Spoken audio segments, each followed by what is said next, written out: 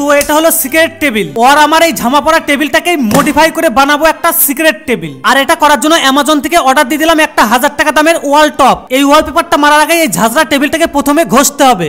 বাবন মামা এটা দিয়ে ঘষে ভালো হবে। তাই? হ্যাঁ। তারপর আমরা দুজনে মিলে এই শীষ কাগজ দিয়ে টেবিলটাকে উল্টে পাল্টে ঘষতে স্টার্ট করে দিলাম। অনেক মেহনত করার পরে দেখো টেবিলটা পুরো ক্লিন করে ফেলেছি। নাও এবার লাগিয়ে ফেলি ওয়ালপেপার। প্রথমে লাগাবো টেবিলের উপরের টপটা। দেখো উপরের টপ পুরো কমপ্লিট। ঠিক আছে, এবার চারি সাইডটাও সাট লাগিয়ে ফেলি। এবার টেবিলের এই 4 পায়াগুলো করতে হবে। কিন্তু গাইস এই পায়া লাগানো সব থেকে ঝামেলার কাজ, আর লাস্ট বাকি আছে এই পা দেওয়াটা। ফাইনালি দেখো আমাদের modify secret table. Wait guys, একটা কাজ করা যাক। বন্ধন গেছে স্কুলে, স্কুল থেকে আসলে এই টেবিলটাকে সারপ্রাইজ দেবো। চলো। আমি স্কুল থেকে চলে এসেছি। দাঁড়া, সারপ্রাইজ আছে।